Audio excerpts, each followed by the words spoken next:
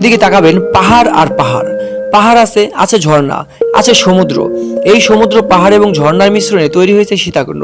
এই একটি জায়গায় আপনারা আসলে দেখতে পাবেন এই সবগুলো একসাথে। সীতাকুণ্ড যেতে কত টাকা খরচ হয়? সীতাকুণ্ড আমরা গেছি একটা ট্যুরিং গ্রুপের সাথে, আর যারা কিনা আমাদের কাছ থেকে 1099 টাকা নিছে। আর এই 1099 টাকার মধ্যে আছে 2 বেলা খাউন এবং সমস্ত স্পট ঘোরার গাড়ি ভাড়া সহকারে।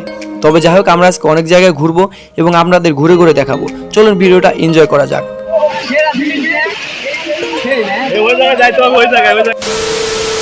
ঢাকার উত্তরা হতে আমি রিক্সা করে যাচ্ছি এয়ারপোর্টের দিকে।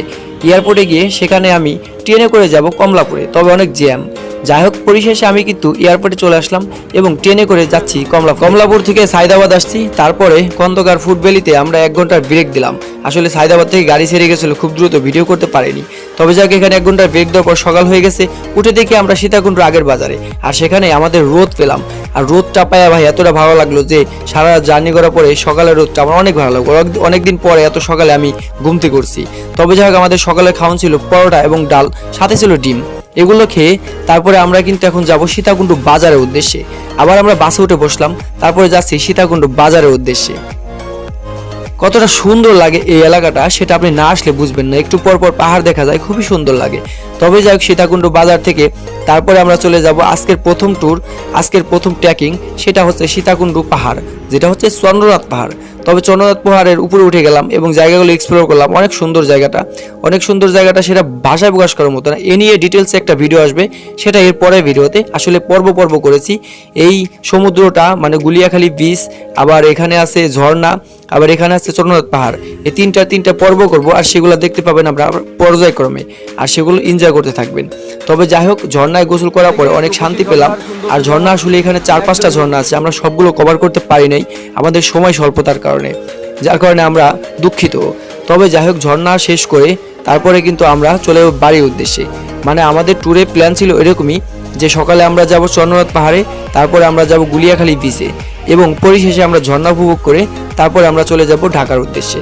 তবে সবগুলো আমরা পরিদর্শন করেছি। তবে এই যে সীতাকুণ্ড পাহাড়, যেটা হচ্ছে চন্দ্রনাথ পাহাড়, সেটা সবচেয়ে থেকে ভয়ঙ্কর ছিল এবং খুবই সুন্দরও ছিল।